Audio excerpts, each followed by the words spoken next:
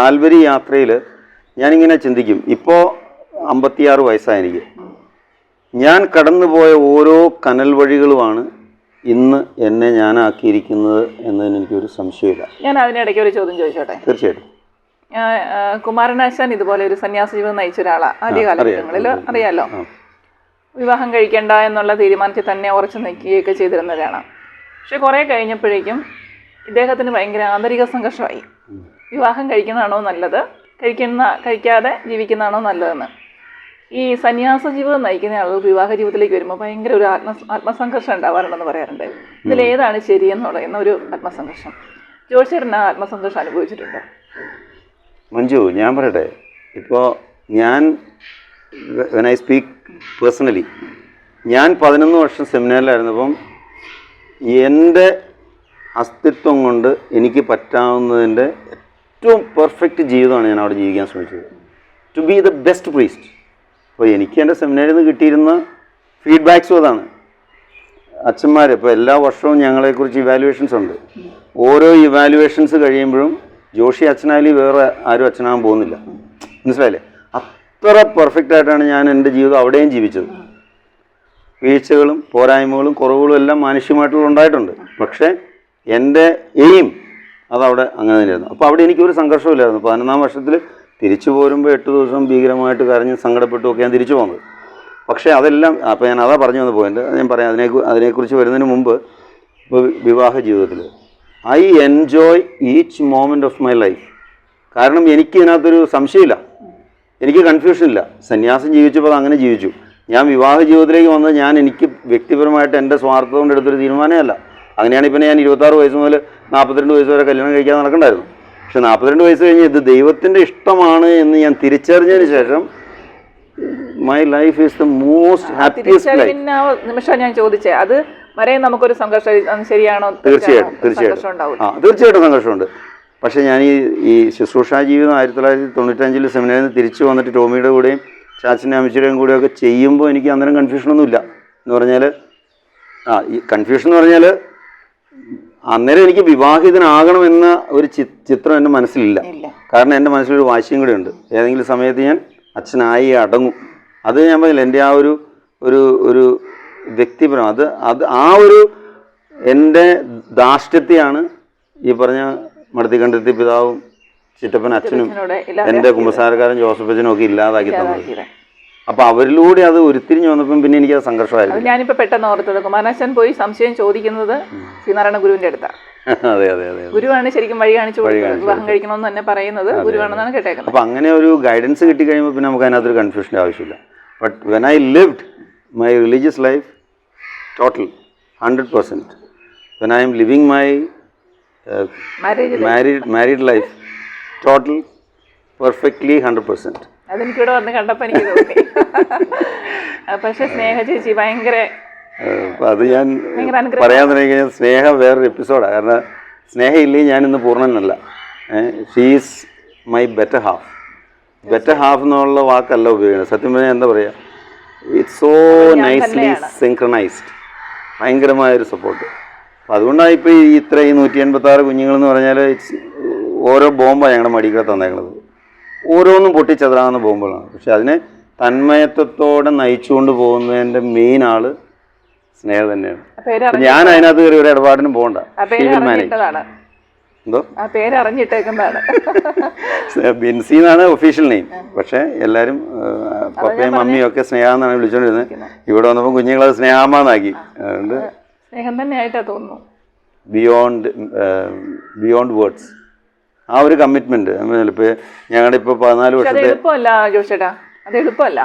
വർഷത്തെ ദാമ്പത്യ ജീവിതത്തിനിടയ്ക്ക് ഞങ്ങൾക്ക് ഒരു ദിവസം പോലും ഒരു ഹോളിഡേ ഉണ്ടായിട്ട് പോലുമില്ല. But we are happily living each day a new day with so much excitement, so happy.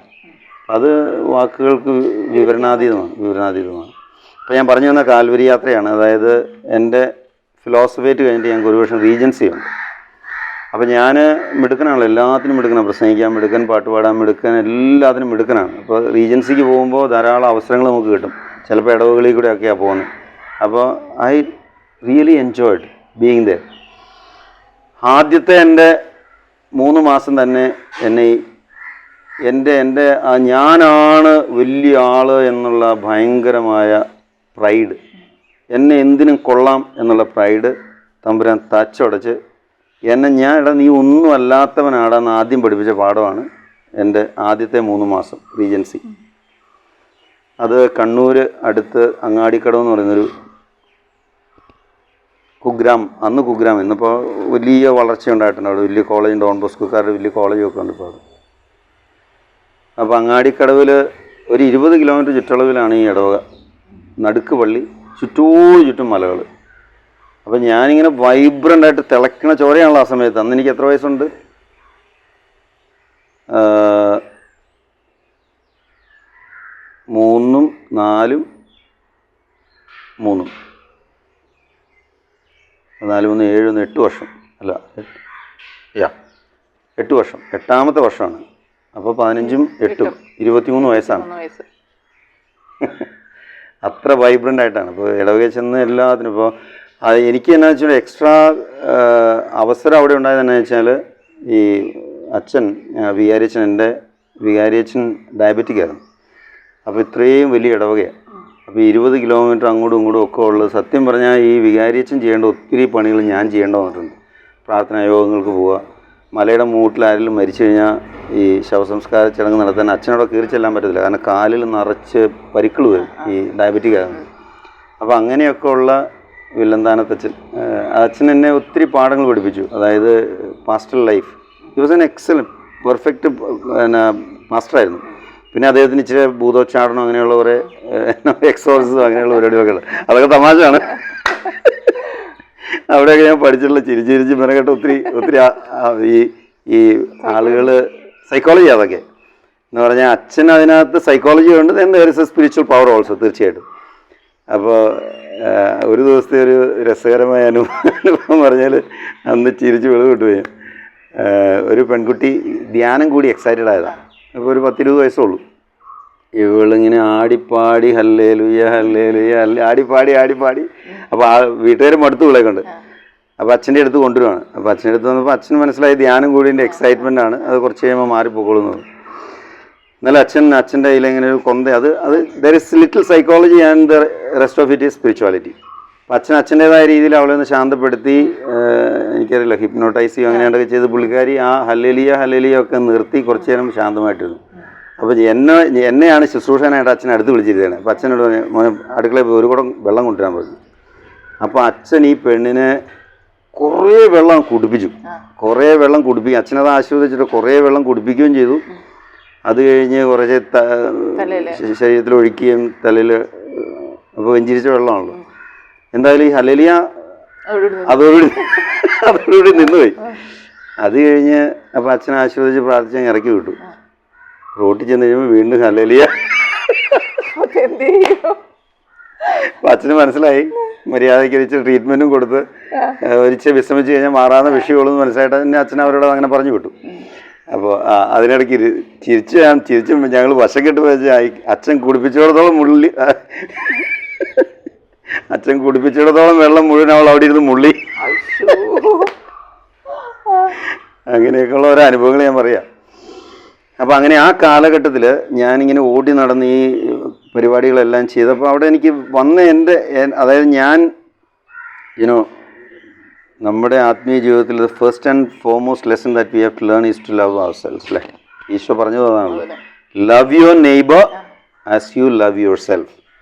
നമ്മളെ സ്നേഹിക്കാതെ നമുക്ക് മറ്റുള്ളവരെ സ്നേഹിക്കാൻ പറ്റില്ല. അപ്പോൾ അവിടെ എൻ്റെ പ്രശ്നം എന്ന് വെച്ച് കഴിഞ്ഞാൽ സമയത്ത് ഭക്ഷണം കഴിക്കത്തില്ല. അപ്പോൾ ഞാൻ ചെന്ന ആളല്ലാതെയായി 3 മാസം. പിന്നെ എക്സ്ട്രാ ബേർഡൻ ഉണ്ടായിരുന്നു. അതിനിടയ്ക്കുള്ള വേറൊരു വിഷയം എന്ന് വെച്ചാൽ എൻ്റെ ചാച്ചൻ്റെ വേറൊരു പതിപ്പ് ഈ വില്ലന്താനത്തിൻ്റെ അച്ഛൻ്റെ ഞാൻ കാണുവാണ്. ഹാർഡാണ്, ദേഷ്യം. പാവം, അതിനെ നമ്മൾ കുറ്റപ്പെടുത്താനല്ല. പക്ഷേ ഈ ഷുഗർ പേഷ്യൻ്റ് ആണ്, ഡയബറ്റിക് ആണ്. പിന്നെ അച്ഛൻ്റെ ഭക്ഷണം ഉപ്പും മുളകും ഉള്ള ഒന്നുമില്ല, രുചികരമായിട്ടുള്ള ഒരു സാധനമില്ല. ഇപ്പോൾ 3 മാസം ഞാൻ 23 വയസ്സുള്ള ഞാൻ അതുപോലെ ഭക്ഷണം കഴിക്കുന്ന ആൾ അച്ഛൻ്റെ ഡയറ്റിലേക്ക് ഒതുങ്ങി. രാവിലെ ചിലപ്പോൾ ഈ അട ചുട്ടതായിരിക്കും. അട ചുട്ടിട്ട് ചിലപ്പോൾ തേങ്ങാക്കൊത്തൊക്കെ കാണും അതിനകത്ത്. പിന്നെ അച്ഛൻ്റെ കുശിനിക്കാരൻ എന്ന് പറഞ്ഞാൽ ബഹുരസമാണ്. ഒരു പാവ അപ്പാപ്പനാ പുള്ളി. ചിലപ്പോൾ പാത്രം കഴിഞ്ഞെടുത്ത് കയറി മൂത്രം ഒഴിക്കും. അപ്പോൾ നമ്മളിതെല്ലാം കാണും. അപ്പം അന്നേരത്തെ കാര്യം വെച്ചാൽ നമ്മളിത് ആദ്യത്തെ അനുഭവമല്ലേ. അപ്പോൾ ആ അനുഭവം നമ്മളിതെല്ലാം ഉൾക്കൊണ്ടും സ്നേഹിച്ച് അങ്ങ് പോവാം. ഒരു ദിവസം ഞങ്ങൾ അവിടുത്തെ ചേട്ടന്മാർ എല്ലാവരും കൂടി ഞങ്ങൾ നായാട്ടിന് പോയി. അപ്പോൾ കൂരനും മുയലും ഒക്കെ ഞങ്ങൾക്ക് കിട്ടി. അപ്പോൾ ചേട്ടൻ്റെ കയ്യിൽ കൊണ്ട് കൊടുക്കുകയാണ്. പിന്നെ ഞങ്ങൾ നായാട്ടിന് മുതൽ മീൻ പിടിക്കാൻ പോകുന്നത്. അവിടെയൊക്കെ തോടുകളൊക്കെ ഇഷ്ടം പോലെ ഉണ്ട്. അപ്പോൾ ഒരു ദിവസം ഞങ്ങൾ മുയലിനെയൊക്കെ പിടിച്ച് ചേട്ടൻ്റെ കൊണ്ട് കൊടുത്ത് പുള്ളി മുയൽ കറി വെച്ച് കഴിഞ്ഞപ്പോൾ ഞാൻ നോക്കുമ്പോൾ കറിക്കകത്ത് മുഴുവൻ മുയലിൻ്റെ രോമമാണ്. അപ്പം അവനെ കണ്ണും കാണത്തില്ല, മര്യാദയ്ക്ക് കഴുകി പൊറിക്ക് ഉണ്ടാകത്തണ്ട. പക്ഷേ വില്ലൻ താനത്തിരച്ചനെ സംബന്ധിച്ച് അതിനകത്ത് രോമമുണ്ടോ ഇതൊന്നും ഒരു വിഷയമല്ല. അപ്പോൾ ഒരു ദിവസം അടചുട്ട് ഈ റവ കൊണ്ടുള്ള അടചുട്ട് കൊണ്ടുവച്ചു. അപ്പോൾ ഞാൻ നോക്കുമ്പോൾ അടയ്ക്കകത്ത് മുഴുവൻ ഈ ചെള്ള, ഈ കുരുകുരു എന്നുള്ള ചെള്ള്. അപ്പോൾ എനിക്ക് കണ്ടുകൊണ്ട് എനിക്ക് മനസ്സിലായി. അപ്പോൾ അച്ഛൻ പറഞ്ഞു, എടാ മോനെ ഇത് ചെള്ളല്ല തേങ്ങാപ്പീരയാ, അടിച്ചോളാൻ പറഞ്ഞു. അടുപ്പിക്കാതിരിക്കില്ല, കാരണം പുള്ളിക്ക് ഈ നല്ല ഭക്ഷണമാണോ ചീത്ത ഭക്ഷണമാണോ എന്ന് അറിയാൻ വേണ്ടിയൊരു ഇതുണ്ട്. പുള്ളി കൊന്ത ഇങ്ങ് എടുത്ത് പിടിക്കും. എന്നിട്ട് ഇങ്ങനെ ഈ കൊന്ത വട്ടം കറങ്ങുവാണെങ്കിൽ കഴിക്കാം, ഇടതോട്ട് തിരിയുവാണെങ്കിൽ കഴിക്കാൻ പാടില്ല. അപ്പോൾ എനിക്ക് വേണ്ടി എടുത്തു വെച്ചാൽ പാത്രത്തിന് മുകളിൽ പുള്ളി കൊന്ത നോക്കി കഴിഞ്ഞാൽ വലതോട്ട് തിരിയുക, ചെള്ളുള്ള സാധനം അടിച്ചോളാം, നല്ല ഭക്ഷണമാണ് കഴിച്ചു. അപ്പോൾ ഇങ്ങനെയുള്ള കുറേ അനുഭവങ്ങൾ അവസാനമായി കഴിയുമ്പോഴത്തേക്കും എനിക്ക് എന്താ വെച്ചാൽ മനസ്സും കൊടുത്തു. എത്ര മാസം നിന്നു? അപ്പോൾ 3 മാസം. 3-ാം മാസം ആയി കഴിയുമ്പോഴത്തേക്കും എൻ്റെ മനസ്സും എടുത്തു. പിന്നെ അച്ഛൻ്റെ ദേഷ്യം എനിക്കത് എന്ന് വെച്ചാൽ ചാച്ചൻ്റെ ദേഷ്യം ആവശ്യത്തിന് അനുഭവിച്ചിട്ടാണല്ലോ ഞാൻ പോയേക്കണം. അപ്പോൾ ഇതെല്ലാം ഉബോധ മനസ്സിലിങ്ങനെ കിടക്കുവാണ്. അപ്പം നമ്മളെ തന്നെയല്ല എൻ്റെ ഈ നമ്പർ 1 ആകണം എന്നുള്ള ചിന്ത. പിന്നെ അത് അവിടെ ഇടവകയിൽ ഒരു സംസാര വിഷയമായി, that he is A very smart brother. അപ്പം ഞാൻ സ്മാർട്ട് ബ്രദർ ആണെന്ന് ആരെങ്കിലും പറഞ്ഞു കഴിഞ്ഞാൽ ഇത്രയും പ്രായമുള്ള അച്ഛന് അതൊരു പ്രശ്നമാണല്ലോ. അപ്പോൾ അങ്ങനെ കുറേ കോൺഫ്ലിക്റ്റുകളൊക്കെ ഉണ്ടായി. അപ്പോൾ പിന്നെ അച്ഛൻ എന്നെ പർപ്പസിൽ എല്ലാത്തിൽ നിന്നും പുറകോട്ട് വലിക്കാൻ തുടങ്ങി. അപ്പോൾ ചിലപ്പോൾ പ്രേയറിന് ചെല്ലേണ്ട എന്നോട് പറയും, നീ വേറെ എന്തെങ്കിലും മണിക്ക് പോക്കൊള്ളാൻ പറയും. അപ്പോൾ അങ്ങനെയൊക്കെ വന്നു കഴിഞ്ഞാൽ കുറേ കോൺഫ്ലിക്റ്റുകൾ ഉണ്ടായി എനിക്ക് എല്ലാ കാര്യങ്ങളോടും ഒരു വെറുപ്പങ്ങ് വരാൻ തുടങ്ങി. അപ്പോൾ ഇതെൻ്റെ ജീവിതത്തിലെ ആദ്യത്തെ അനുഭവമാണ്. ഈ വെറുപ്പ് അങ്ങോട്ട് കൂടി വന്നു കഴിഞ്ഞപ്പം എനിക്ക് ഉറക്കമില്ലാതെ, വിശപ്പുമില്ലാതെ, ആദ്യത്തെ ഡിപ്രഷൻ,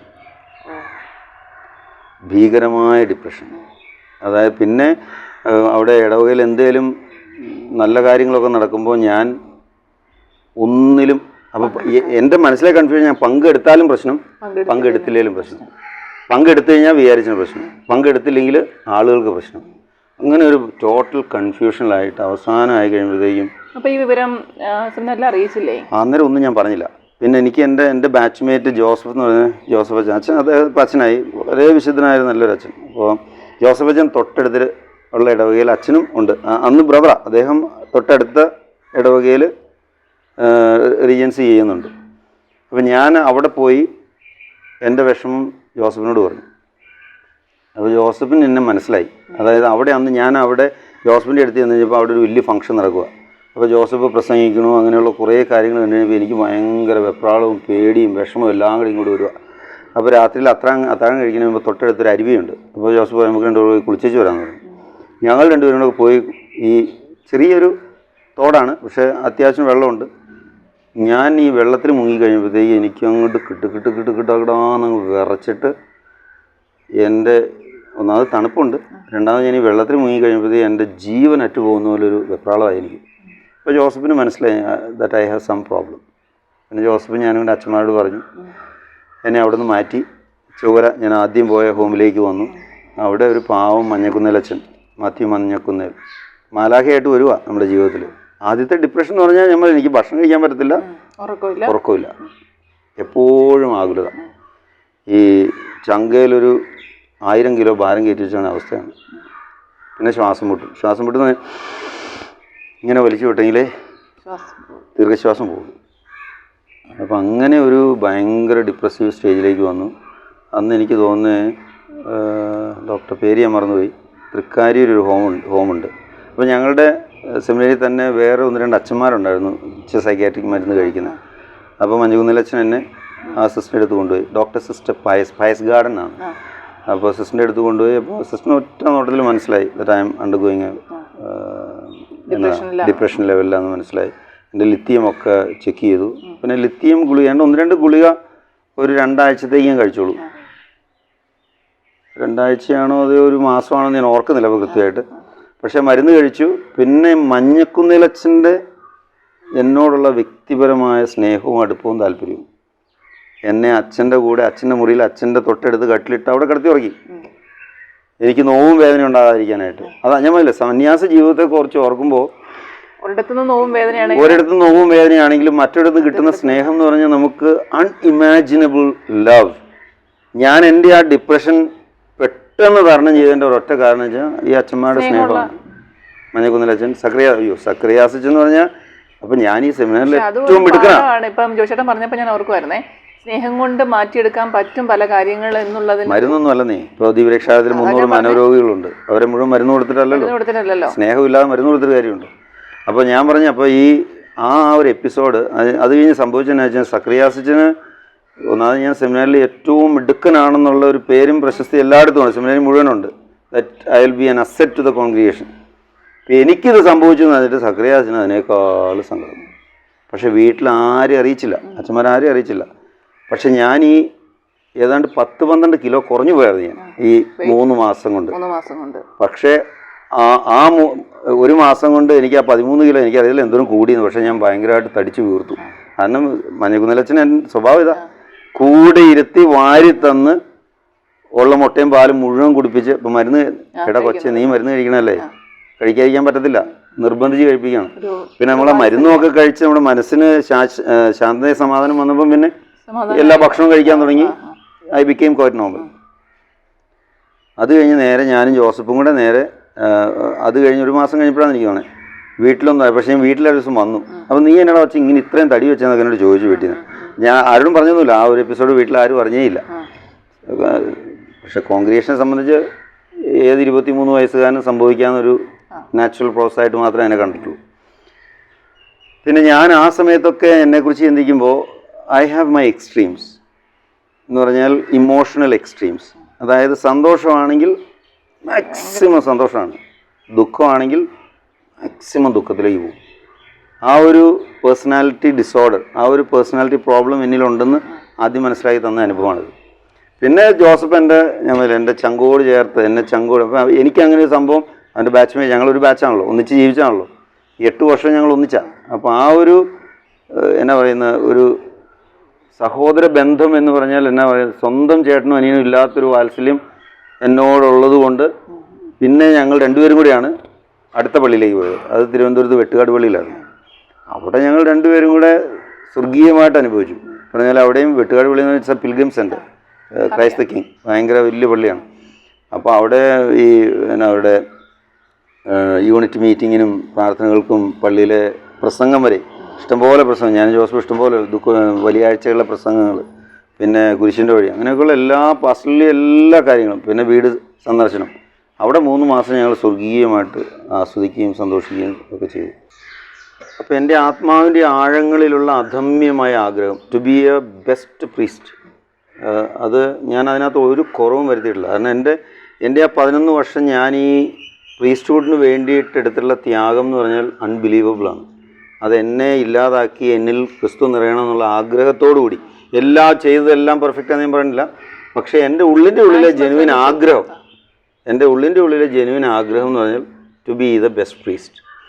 അപ്പോൾ അതിൻ്റെ പരിസമാപ്തിയാണ് ഈ 3 വർഷം. അപ്പോൾ ഞാൻ ശരിക്കും എൻജോയ് ചെയ്യാം. ഞാൻ എൻ്റെ academically I am one of the best in the എന്നാ പറയണേ തിയോളജിയേറ്റ്. അതുപോലെ തന്നെ ഞാൻ ഡിഗ്രി പഠിച്ചപ്പോഴാണെങ്കിലും I was the best in the batch. അപ്പോൾ അങ്ങനെ എൻ്റെ അക്കാഡമിക് ലെവലെല്ലാം പെർഫെക്റ്റാണ്. എൻ്റെ വിഷയം എന്തായിരുന്നു ഇന്ന് ഞാൻ എന്നെ അനലൈസ് ചെയ്യുമ്പോൾ അന്ന് ഞാൻ കാട്ടിക്കൂട്ടിയ കാര്യങ്ങളൊക്കെ ഇന്നാണ് ഞാൻ ചെയ്യൂല. അതായത് ഇമോഷണൽ ഇൻബാലൻസ് ഉണ്ടായിരുന്നു എനിക്ക് എപ്പോഴും. അതൊരു പക്ഷേ എൻ്റെ അപ്ബ്രിങ്ങിങ് ആയിരിക്കാം, കുടുംബത്തിൽ നിന്ന് കിട്ടിയ പാരമ്പര്യമൊക്കെ ആയിരിക്കാം. പക്ഷേ ഇന്ന് തന്നെ അത് ആ സാഹചര്യങ്ങളും ആ അനുഭവങ്ങളും എല്ലാം ഇന്ന് ഞാനായിരിക്കുന്നതിൽ ഞാനായിരിക്കുന്നതിൽ വലിയ സ്വാധീനം ചെലുത്തി. അപ്പോൾ തിയോളജിയേറ്റിൻ്റെ അവസാന ഭാഗമായി കഴിയുമ്പോൾ സത്യം പറഞ്ഞാൽ 3 വർഷം കഴിയുമ്പോഴാണ് ഞങ്ങൾക്ക് നിത്യവ്രതം എടുക്കുന്നത്. അപ്പോൾ എൻ്റെ നൊവിഷ്യേറ്റ് കഴിഞ്ഞപ്പോൾ ഞാൻ എൻ്റെ ആദ്യത്തെ വ്രതം എടുത്തു. അനുസരണം, ബ്രഹ്മചര്യം, ദാരിദ്ര്യം, 3 വ്രതങ്ങൾ എടുത്തിട്ടാണ് ടെമ്പററി വോവ്സ് എന്ന് പറയും. അത് ഒരു നിശ്ചിത കാലത്തേക്ക്. അപ്പോൾ അതെടുത്ത് കുറച്ച് നാൾ കഴിയുമ്പോഴാണ് നിത്യവ്രതം എടുത്ത് കഴിഞ്ഞിട്ടാണ് പിന്നെ ഡയഗ്നേറ്റ് കഴിയുമ്പോഴാണ് priesthood. It's A process and it is so wisely designed. അപ്പോൾ അങ്ങനെ എൻ്റെ നിത്യവ്രതം നടക്കേണ്ടുന്ന വർഷം എനിക്കൊരു തിരിച്ചടി ഉണ്ടായെന്ന് വെച്ചാൽ ഞാൻ പറഞ്ഞല്ലോ, സെമിനാറിലെ ലീഡർ ക്യാപ്പോ എന്ന് പറയും. ഒത്തിരി ഉത്തരവാദിത്തങ്ങളുണ്ട്. ആ കൂടെ I am the best in everything. അങ്ങനെ പറയുമ്പോൾ ഞാനിപ്പോൾ ഇപ്പം ഞാൻ അഹങ്കരിച്ച് പറയല്ല. ആര് ചിന്തിച്ചാലും ജോഷി അച്ഛനായാലും അച്ഛനാകത്തില്ല. അപ്പം എൻ്റെ എല്ലാ ഇയർലി ഇവാലുവേഷൻസ് അച്ഛന്മാരെനിക്ക് തരുന്ന റിപ്പോർട്ട് എന്ന് പറഞ്ഞാൽ അൺബിലീവബിളാണ്. ഈസ് എ ട്രാൻസ്പെറൻറ്റ് ഗ്ലാസ് എന്ന് പറഞ്ഞാൽ എന്നെ അവർ അസസ് ചെയ്യണം സുതാര്യം ഒരു ഗ്ലാസ് ആയിട്ടാണ്. അപ്പോൾ എനിക്ക് മറയ്ക്കാനോ ഒളിക്കാനോ ഒന്നുമില്ലാത്തൊരു പാവം മനുഷ്യനായിട്ട് തന്നെ കാണും. Very talented in everything. Is a rough gem. Rough gem എന്ന് പറയുന്നതിനകത്തൊരു കാര്യമുണ്ട്. ഞാൻ ജെമ്മാണ്, പക്ഷേ ഞാനൊരു റഫ് ജെമ്മാണ്. എന്താ നല്ലപോലെ മിനുക്കി പരുവപ്പെടുത്തിയിട്ടുള്ള ജെമ്മല്ല. അപ്പം ഇങ്ങനെയൊക്കെയുള്ള ഈ നല്ല ചീത്തയായിട്ടുള്ള ഒന്നും സത്യം പറഞ്ഞാൽ എനിക്കൊരു അസസ്മെൻ്റോ ഒരു ഇവാലുവേഷനോ ഒന്നും ഉണ്ടായിട്ടില്ല. ഈ റഫ് ജെമ്മായിരുന്നു എന്നുള്ള സത്യമാണ് തന്നെ. അപ്പോൾ എന്നെ വിഷയം എന്ന് ചോദിച്ചാൽ സെമിനാറിൽ ഇപ്പം നമുക്ക് മനസ്സിനകത്ത് എന്ത് കാര്യമുണ്ടെങ്കിലും ഞാനതങ്ങ് പ്രതികരിക്കും. അതിനകത്ത് ഞാൻ ഒളിച്ചുകളി ഇപ്പോൾ അച്ഛനോടാണെങ്കിലും റെക്ടറിനോടാണെങ്കിലും പ്രൊവിൻഷ്യലോടാണെങ്കിലും എനിക്ക് പറയാനുള്ളത് തുറന്നു പറയുമ്പോൾ ചിലപ്പോൾ ഈ ഇമോഷനും കൂടും. ചിലപ്പോൾ ഞാൻ കരഞ്ഞുകൊണ്ട് പറയും, ചിലപ്പോൾ ദേഷ്യപ്പെട്ടുകൊണ്ട് പറയും, ചിലപ്പോൾ സൈ കെട്ട് പറയും. ചിലതിനോട് ഞാൻ വളരെ മോശമായിട്ട് റിയാക്ട് ചെയ്യും. ഇന്നൊക്കെ ഞാൻ അന്ന് ചെയ്തതൊക്കെ ഇന്ന് ഞാൻ ചെയ്യുമെന്ന് ചോദിച്ചു കഴിഞ്ഞാൽ I will not do that. പക്ഷെ ഞാൻ ചെയ്തതെല്ലാം 100% സിൻസിയറിറ്റി എന്നാണ്. അത് അച്ഛന്മാർക്ക് പറയാം. ആ ഒരു ബഹുമാന സ്നേഹമാണ് ഇന്നും അവർക്കുള്ളത്. ഇപ്പോൾ for me Redemptorist house, all the houses my second home. എവിടെ ചെന്നാലും അതിൻ്റെ രണ്ടാമത്തെ വീട് പോലെ എനിക്ക് അത്ര ഹൃദ്യമാണ്. ഇന്ന് ആ സൗഹൃദങ്ങളെല്ലാം അതുപോലെ തന്നെയാണ്. എൻ്റെ കൂടെ ഉണ്ടായിരുന്ന അച്ഛന്മാരും അതിനുശേഷം വന്നുള്ള ജൂനിയർ അച്ഛന്മാരും ഒക്കെ ആയിട്ടും ആ ഒരു റിലേഷൻഷിപ്പ് നന്നായിട്ടുണ്ട്. പിന്നെ ഇപ്പോൾ കോൺഗ്രിഗേഷൻ ബെന്നിയച്ഛനെ നമ്മുടെ ഈ ശുശ്രൂഷയോട് ചേർത്ത് ഇവിടെ നിർത്തിയേക്കുന്നത് ഇറ്റ്സ് എ ബിഗ് ബ്ലെസ്സിങ്. അപ്പം അങ്ങനെയൊക്കെ ഉള്ള അനുഗ്രഹം. അപ്പം ഞാൻ പറഞ്ഞു വന്ന അവസാനത്തെ വർഷം എൻ്റെ നിത്യവ്രതം എൻ്റെ ബാച്ച്മേറ്റ്സ് എല്ലാം നിത്യവ്രതത്തിന് പോയി കഴിഞ്ഞപ്പം എന്നെ ഒരു വർഷം റീറ്റെയിൻ ചെയ്തു. അതെനിക്കിട്ട് കിട്ടാവുന്ന ഏറ്റവും വലിയ അടിയാണ്. അതങ്ങനെ ഒരു സാഹചര്യം ഉണ്ടാകാൻ കാരണം വെച്ചാൽ ആ സമയത്ത് സെമിനാറിൽ കുറേ പ്രശ്നങ്ങളുണ്ടായിരുന്നു. അത് ഞാനൊന്നും മനസ്സറിഞ്ഞുണ്ടായ ഒരു കാര്യങ്ങളുമല്ല. പക്ഷേ അവിടെ ഉണ്ടായ സംഘർഷാവസ്ഥകളോടൊക്കെ ഞങ്ങൾ ഞങ്ങളുടേതായ രീതിയിൽ പ്രതികരിച്ചു. അത് തീർച്ചയായിട്ടും അതിനകത്തൊരു കുറേ അന്നത്തെ റെക്ടറിനും അന്നത്തെ പ്രൊവിൻഷ്യലിനും ഒക്കെ ഞങ്ങളോട് കടുത്ത എതിർപ്പുണ്ടായി, സെമിനേറിയൻസിനോട്. അപ്പം ഞാനീ പ്രതികരിക്കുന്നതുകൊണ്ട് എന്നോടും അകാരണമായൊരു എതിർപ്പുണ്ടായി. അപ്പോൾ അല്ല നല്ലതിന് പറഞ്ഞാൽ ഇന്നത് നല്ലതിനും നല്ല വേറെ എന്തെങ്കിലും വാക്കുണ്ടെങ്കിൽ അതാണ്.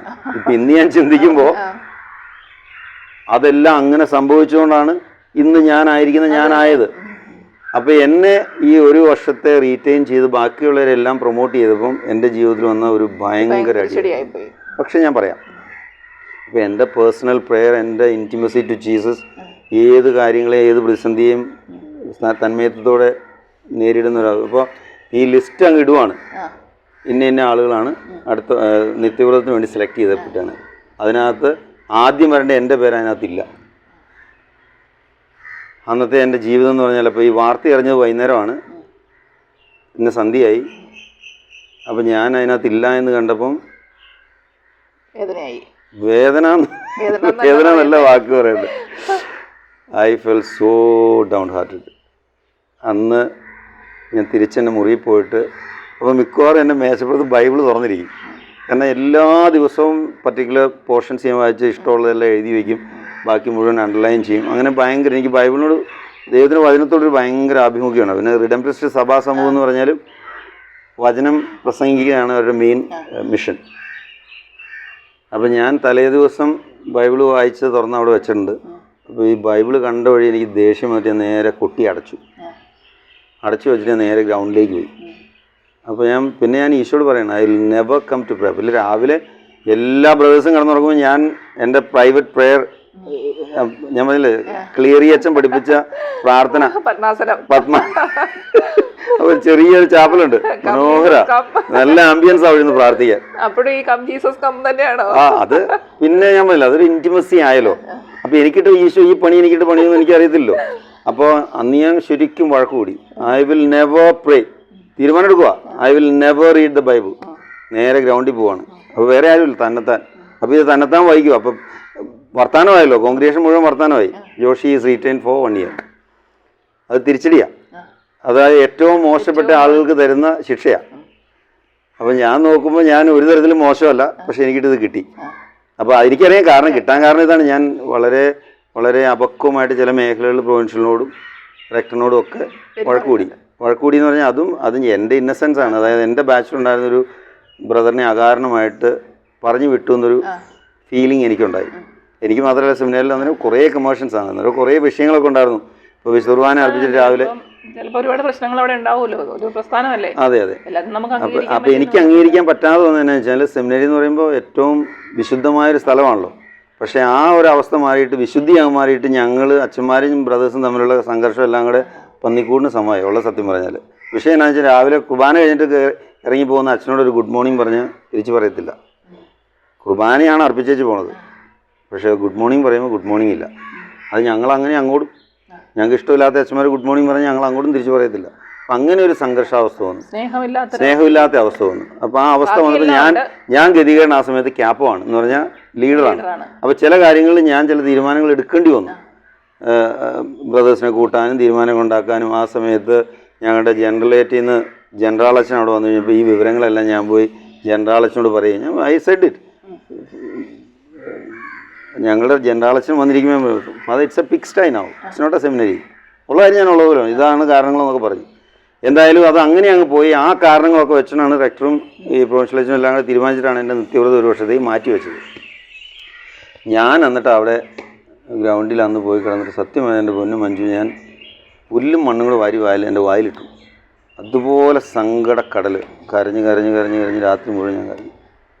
പാതിരാത്രി കഴിഞ്ഞ് എപ്പോഴാണ് ഞാൻ എഴുന്നേറ്റ് പോയെന്ന് എനിക്കൊരു ഓർമ്മയില്ല. നേരെ ഞാൻ പിന്നെ എൻ്റെ മുറിയിൽ ചെന്നിട്ട് ഞാൻ നോക്കുമ്പോൾ ബൈബിൾ അടഞ്ഞിരിക്കുകയാണല്ലോ. ഞാൻ കൃത്യം അതങ്ങ് തുറന്നു കഴിഞ്ഞപ്പോൾ ഞാൻ തലേദിവസം വായിച്ചതിന് അപ്പോൾ അണ്ടർലൈൻ ചെയ്ത് വെച്ചേക്കുക, അതിൻ്റെ ബാക്കി ഇങ്ങ് വരുവാണ്. നീതിമാൻ്റെ സമ്മാനം എന്നോ അങ്ങനെ വേണ്ട, ജ്ഞാനത്തിൻ്റെ പുസ്തകം 3-ാം അധ്യായമാണ്.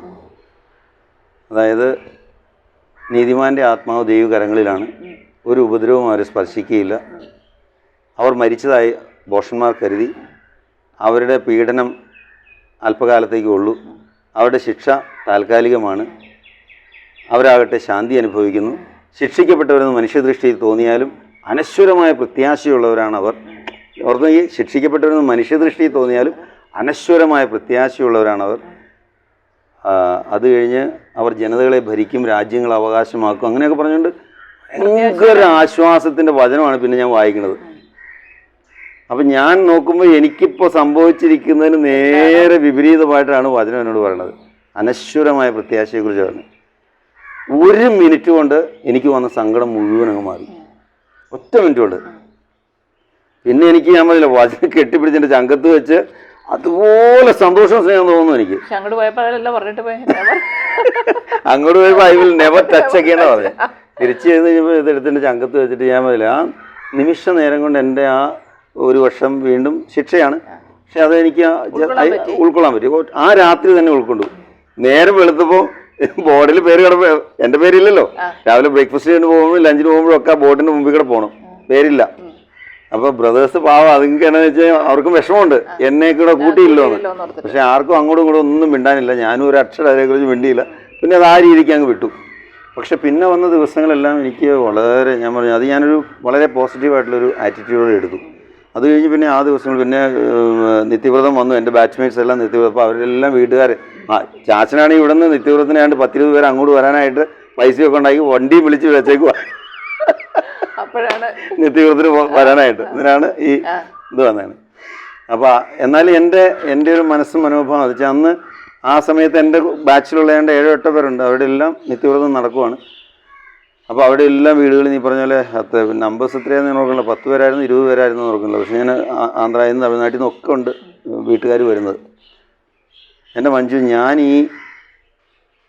എൻ്റെ ബാച്ച്മേറ്റ്സിന് വേണ്ടിയിട്ട് പിന്നെ സെമിനാറിൽ വേറെ ആരും ഓടാത്ത ഓട്ടം മുഴുവൻ ഞാൻ ഓടുവാണ്. അതായത് ഇവിടെ വിസിറ്റേഴ്സ് വരുമ്പോൾ, ബന്ധുജനങ്ങൾ വരുമ്പോൾ അവരെ സ്വീകരിക്കണം, അവരുടെ റൂംസ് എല്ലാം സെറ്റ് ചെയ്യണമല്ലോ. അപ്പോൾ കാലി കിടന്ന റൂംസ് എല്ലാം ബെഡെല്ലാം വിരിച്ച് വൃത്തിയാക്കി തൂത്ത് കഴുകി തുടച്ച് കക്കൂസും കഴുകി ഇതെല്ലാം ഞാൻ ഓടുകയാണ് ചെയ്യുക അവർക്ക് വേണ്ടിയിട്ട്. പക്ഷെ അതെൻ്റെ നേച്ചറാണ്, അതെൻ്റെ. അതിപ്പോൾ ഞാൻ റീറ്റെയിൻഡ് ആയല്ലോ എന്ന് ഓർത്തുകൊണ്ട് ഞാൻ മാറി നിന്നൊന്നുമില്ല. ഫുൾ എല്ലാം ഞാൻ എന്ത് ചെയ്താലും പെർഫെക്റ്റ് ആയിട്ട് അങ്ങോട്ട് ചെയ്യും. അങ്ങനെ ഓടി നടന്ന എല്ലാം ഭംഗിയായിട്ട് ചെയ്തു. അന്നത്തെ ഫംഗ്ഷൻ വലിയ പള്ളിയിൽ വെച്ചാൽ, ഹോളി ഗോസ്റ്റ് ചർച്ച് എന്ന് പറഞ്ഞാൽ 10-20,000 പേര് വരുന്ന പള്ളിയാണ് ഞായറാഴ്ചകൾ. 8 കുർബാനയുണ്ട് അവിടെ ഞായറാഴ്ചകൾ. അപ്പോൾ ആ പള്ളിയിൽ വെച്ചാണ് ഈ ഫംഗ്ഷൻ നടക്കുന്നത്. അപ്പോൾ ആ ഫംഗ്ഷൻ്റെ നേരത്ത് ബൈബിൾ വായിക്കണ ഞാൻ, ബൈബിൾ എന്ന് പറഞ്ഞാൽ ലേഖനം വായിക്കാൻ എനിക്ക് തന്നു. 3 ഭജൻസ് അന്ന് ഞാൻ പാടി ഈ ഫംഗ്ഷൻ നടക്കുമ്പോൾ. അപ്പോൾ ഞാനതെല്ലാം വളരെ സന്തോഷത്തോടെ, എൻ്റെ ബാച്ച്മേറ്റ്സ് ആണല്ലോ, എന്നെ മാറ്റി നിർത്തി എന്ന് പറഞ്ഞാൽ ഞാൻ ഒന്നിൽ നിന്നും മാറി നിന്നില്ല. എല്ലാം വളരെ നന്നായിട്ട് വിഭവസമൃദ്ധമായ ഭക്ഷണമൊക്കെ അന്നേരം ആ ഭക്ഷണം ഉണ്ടാക്കൽ വേണ്ട കിച്ചണിലെ ആളുകളുണ്ട്. പക്ഷേ വിളമ്പലും പറക്കലും പിന്നെയുള്ള ഉത്തരവാദിത്തങ്ങൾ ഒരുപാടുണ്ട്. ക്ലീനിങ് എല്ലാം ഇത്രയും വിസിറ്റേഴ്സിനെ സ്വീകരിക്കണം, അവർക്കെല്ലാം ചെയ്യണം. ഇതെല്ലാം ചെയ്ത് സന്തോഷമായി ഇങ്ങനെ നിൽക്കുക. അന്ന് ഞാൻ വീണ്ടും കരഞ്ഞ ഒരു അനുഭവം എന്താണെന്ന് വെച്ചാൽ, അപ്പം ഞാൻ എൻ്റെ ബാച്ച്മേറ്റ്സിന് വേണ്ടി ഇത് മുഴുവൻ ചെയ്തു. അത് കഴിഞ്ഞ് ഞാൻ 3-ാം നിലയുടെ മുകളിൽ എൻ്റെ മുറിയുടെ മുമ്പിൽ നിൽക്കുകയാണ്. എൻ്റെ മുറിയുടെ മുമ്പിൽ നിൽക്കുമ്പോൾ ഇവന്മാർ എൻ്റെ ബാച്ച്മേറ്റ്സ് എല്ലാം ഫോട്ടോ സെഷനാണ്.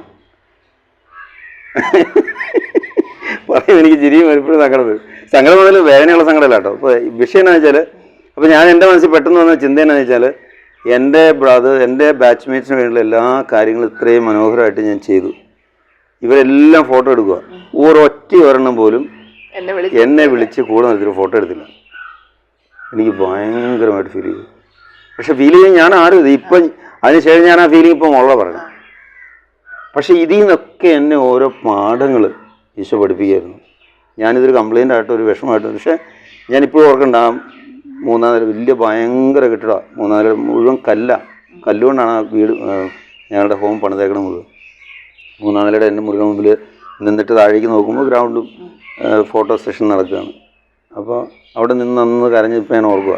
പക്ഷേ ആ കരച്ചിലൊക്കെ എന്നെ ഞാനായിട്ട് ഫോം ചെയ്യാൻ, ഇപ്പം ഞാൻ പറയില്ല, എൻ്റെ 186 മക്കളുണ്ട്. ഏത് രീതിയിൽ അവർ നോവിച്ചാലും എനിക്ക് നോവില്ല. നോവരുതെന്ന് മനസ്സ് പഠിപ്പിച്ച്. അപ്പോൾ ഇങ്ങനെയുള്ള പാഠങ്ങളാണ് നമ്മൾ പഠിച്ചത്. അത് കഴിഞ്ഞിട്ട് പിന്നത്തെ എപ്പിസോഡാണ് എനിക്ക് പറയാൻ പോകുന്നത്. അപ്പോൾ പിറ്റത്തെ വർഷം എനിക്ക് സെലക്ഷനായി, നിത്യവ്രതമായി. അപ്പോൾ നിത്യവ്രതത്തിന് വേണ്ടി ഞാനും, അപ്പോൾ എൻ്റെ ജൂനിയർ ബാച്ചിൻ്റെ കൂടെയാണ് എൻ്റെ നിത്യവ്രതം. അപ്പോൾ എന്നെ സെലക്ട് ചെയ്തു, നിത്യവ്രതമായി. അപ്പോൾ ഞങ്ങൾ ഈ നിത്യവ്രതത്തിന് മുമ്പ് 1 മാസത്തെ ട്രെയിനിങ് പ്രോഗ്രാം ഉണ്ട്. ധ്യാനങ്ങളാണ്. പല അച്ഛന്മാർ വന്ന് ഞങ്ങൾക്ക് 1 മാസത്തെ ട്രെയിനിങ് പ്രോഗ്രാം തരും. അപ്പോൾ ആ ട്രെയിനിങ് പ്രോഗ്രാം ഞങ്ങൾക്ക് വേണ്ടി ഓർഗനൈസ് ചെയ്യേണ്ട ഞങ്ങളുടെ അന്നത്തെ ഒരു പ്രഗത്ഭനായ തിയോളജിയനാണ് ഫാദർ. ആ സമയത്ത് ഞങ്ങളുടെ സെമിനാരിയുടെ റെക്ടറായിരുന്നു അദ്ദേഹം. പ്രൊവിൻഷ്യലായ ഒരു പ്രാവശ്യം ഫാദർ ക്ലെമൻ ക്യാമ്പോസ്, വളരെ ഫേമസ് ആയിട്ടുള്ള മോറൽ തിയോളജിയനായിരുന്നു. Excellent class. ഞങ്ങൾക്ക് മോറൽ തിയോളജിയൊക്കെ ഞങ്ങളെ പഠിപ്പിച്ചതിൽ ഏറ്റവും നല്ല പ്രൊഫസർ. ബോംബെക്കാരനാണ്. അത്ര നല്ല ലാംഗ്വേജും ഭയങ്കര നല്ല പ്രസംഗനും ഒക്കെ ആയിരുന്നു. എന്നിട്ട് പുള്ളി ബോംബെക്ക് ഹോളിഡേയ്സിന് പോയപ്പോൾ എന്തോ പെട്ടെന്നൊരു അസുഖം ഉണ്ടായി. 1 മാസത്തേക്ക് ഇങ്ങോട്ട് തിരിച്ചു വരാൻ പറ്റാതെ വന്നു. അപ്പോൾ ഞങ്ങൾ 8 പേരും കൂടി 1 മാസത്തെ ട്രെയിനിങ്ങിന് ചെന്ന് കഴിഞ്ഞപ്പോൾ അദ്ദേഹമാണിത് ഞങ്ങൾക്ക് വേണ്ടി കോർഡിനേറ്റ് ചെയ്യേണ്ട ആൾ. അപ്പോൾ അദ്ദേഹം അവിടെ വരാത്തതുകൊണ്ട് ഞങ്ങൾ ചുമ്മാ അതിൽ നടക്കേണ്ട ഒരു അവസ്ഥ വന്നു. കോർഡിനേഷൻ പെട്ടെന്ന് വേറെ ഒന്നും റീഅറേഞ്ച് ചെയ്തില്ല. അപ്പം ഞാൻ അതിനിടയ്ക്ക് ഈ നിത്യവ്രതമാണല്ലോ എന്ന് ഓർത്തുകൊണ്ട് ആദ്യമായിട്ട് ഡിവൈൻ ധ്യാന കേന്ദ്രത്തിൽ എൻ്റെ ഹോളിഡേയ്സിൻ്റെ സമയത്ത് ഞാൻ തന്നെ ഇൻട്രസ്റ്റ് എടുത്ത് ഞാൻ ധ്യാനത്തിന് പോയി. എനിക്ക് ഭയങ്കര ഇഷ്ടപ്പെട്ടു ധ്യാനം. വചനമാണല്ലോ, പിന്നെ അവിടുത്തെ പാട്ടുകളെല്ലാം ഭയങ്കരമായിട്ട് ഇഷ്ടപ്പെട്ടു. ഞാൻ കുറേ കാസറ്റ്സൊക്കെ മേടിച്ച് തിരിച്ചു പോവാണ്. അപ്പോൾ ആ ധ്യാനം എനിക്ക് ഇഷ്ടപ്പെട്ടതുകൊണ്ട് ഞാൻ ചുമ്മാ അന്നുണ്ടായിരുന്ന പ്രീഫെക്റ്റ് ഉണ്ട്. അപ്പോൾ ഞാൻ അച്ഛനോട് പറഞ്ഞു വെച്ചാൽ, ഞങ്ങൾ എന്തായാലും ഇത് വെറുതെ നടക്കുമല്ലോ, ഡിവൈനിൽ ഇങ്ങനെ മനോഹരമായ ധ്യാനമുണ്ട്, അവിടെ എല്ലാ ധ്യാനവും ഉണ്ട്, ഇംഗ്ലീഷുകാർക്കും പറ്റും, തമിഴന്മാർക്കും പറ്റും, മലയാളികൾക്കും പറ്റും. Shall we just go for a retreat for a week എന്ന് പറഞ്ഞു. അപ്പോൾ അച്ഛൻ പറഞ്ഞു അത് ഏറ്റവും നല്ല കാര്യം, നിങ്ങളെല്ലാവരും കൂടെ പൊക്കളാൻ പറഞ്ഞു. അപ്പോൾ ഞങ്ങൾ എൻ്റെ ജൂനിയർ ബാച്ച്, അതിനകത്ത് തമിഴന്മാരും ഉണ്ട്, തെലുങ്കന്മാരും ഉണ്ട്, എല്ലാവരും കൂടെ ഞങ്ങൾ എത്ര പേരാണ് ഞാൻ ഓർക്കണം, 8 പേരോളം ഉണ്ടായിരുന്നു എനിക്ക്. ഞങ്ങളെല്ലാവരും കൂടെ ധ്യാനത്തിന് വന്നു. ഈ ധ്യാനത്തിന് പോയി പങ്കെടുത്താണ് എൻ്റെ ജീവിതത്തിലെ വേറൊരു എപ്പിസോഡ്. ടേണിംഗ് പോയിന്റ് എന്ന് പറഞ്ഞാൽ ഇന്ന് ഞാനിവിടെ ഇപ്പോൾ ഇരിക്കാനുള്ള കാരണം ആ ധ്യാനമാണ്. സംഭവിച്ചത് എന്താണെന്ന് വെച്ചാൽ, ധ്യാനത്തിന് വന്നു. അപ്പോൾ ആദ്യത്തെ ഒരു ധ്യാനം കഴിഞ്ഞിട്ടാണല്ലോ ഞാൻ അങ്ങോട്ട് പോയത്. ഈ 2ാമത്തെ ധ്യാനത്തിന് വന്നു കഴിഞ്ഞപ്പോൾ എനിക്ക് കുറച്ചുകൂടി ഒരു എന്നാ പറയുന്നത് ആത്മീയമായ, പിന്നെ ഭയങ്കര തിരക്കായിരുന്നു. 10,000-20,000 പേര് പങ്കെടുക്കുന്ന ഒരു സമയമാണ്. അപ്പോൾ എൻ്റെ സ്വഭാവം എന്ന് വെച്ചാൽ, നേരത്തെ ആദ്യം എഴുന്നേറ്റ് ടോയ്ലറ്റിൽ പോയി റെഡിയായി ധ്യാന ഹോളിൽ പോയിരിക്കും. ഏറ്റവും അവസാനം പോയി കുളിച്ചിട്ട് വന്ന് കിടക്കും. അപ്പോൾ ഉറങ്ങാനൊന്നും നേരം കിട്ടില്ല. 6-7 ദിവസം ഉറങ്ങിയിട്ടില്ല എന്ന് വേണമെങ്കിൽ പറയാം. ആ ധ്യാനം കഴിഞ്ഞിട്ട് പിന്നെ ഈ പറഞ്ഞ വചനങ്ങളെല്ലാം വായിച്ച് ഒഴുകി ചാപ്പലിൽ നിന്ന് പിന്നെയും പ്രാർത്ഥിച്ചിട്ട്, അപ്പോൾ കുളിക്കാൻ സ്ഥലം കിട്ടണ്ടേ, കുളിക്കാൻ സ്ഥലം കിട്ടിയാലേ കിടന്നുറങ്ങാൻ പറ്റുള്ളൂ. അപ്പോൾ ചെല്ലുമ്പോഴത്തേക്കും നേരം പുലരാറാവും. അപ്പോൾ കുളിയും കഴിഞ്ഞിട്ട് വീണ്ടും ധ്യാന ഹോളിലേക്ക് വരും.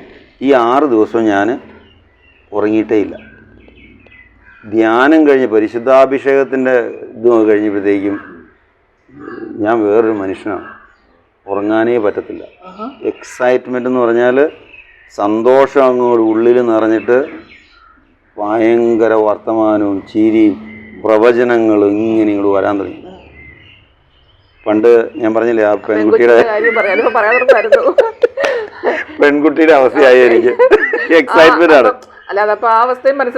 മനസ്സിലാക്കണം. അപ്പൊ ഇതെല്ലാം ഞാൻ ഇപ്പോൾ കാണുന്നത് ദൈവത്തിൻ്റെ അപരിമേയമായ സ്നേഹവും അവിടുത്തെ അനുനിമിഷ പരിപാലനയുമായിരുന്നു.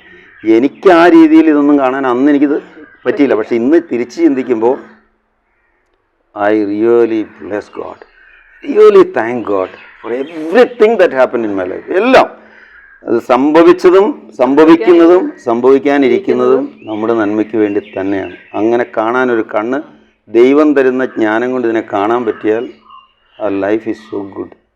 അപ്പോൾ സംഭവിച്ചത് എന്നാന്ന് വെച്ചാൽ ഈ എക്സൈറ്റ്മെൻറ്റ്